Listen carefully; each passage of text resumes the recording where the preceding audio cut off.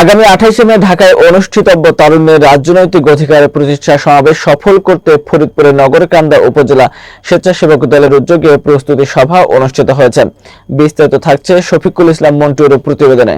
শনিবার বিকেলে উপজেলা অডিটোরিয়ামে আয়োজিত সভায় সভাপতিত্ব করেন উপজেলা স্বেচ্ছাসেবক দলের আহ্বায়ক এম মাহমুদুল হাসান মিরান এবং সঞ্চালনা করেন পৌর স্বেচ্ছাসেবক দলের আহ্বায়ক মামুনুর রশিদ। সভায় প্রধান অতিথি ছিলেন ফরিদপুর জেলা স্বেচ্ছাসেবক দলের আহ্বায়ক মোজাম্মেল হোসেন খান মিঠু এবং প্রধান বক্তা ছিলেন জেলা স্বেচ্ছাসেবক দলের সদস্য সচিব শাহরিয়ার হোসেন শিথিল। এছাড়াও সভায় বক্তব্য রাখেন উপজেলা বিএনপির সাধারণ সম্পাদক সাইফুর রহমান মুকুল, সহ সভাপতি আলিমুজ্জামান সেলু, মাহবুব আলী মিয়া, সাংগঠনিক সম্পাদক শওকত আলী শরীফ, যুবদল নেতা হেলাল উদ্দিন হেলাল, তৈয়বুর রহমান মাসুদ, রবিউল ইসলাম বাবু সহ স্বেচ্ছাসেবক দলের বিভিন্ন স্তরের নেতারা বলেন, আসন্ন সমাবেশে তারুণ্যের অধিকার প্রতিষ্ঠা ও গণতন্ত্র রক্ষায় গুরুত্বপূর্ণ ভূমিকা রাখবে।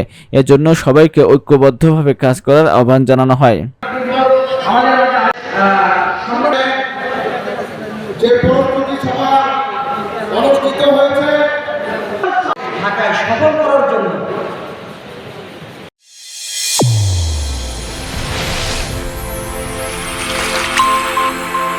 চ্যানেল A1 হৃদয়ের স্পন্দন।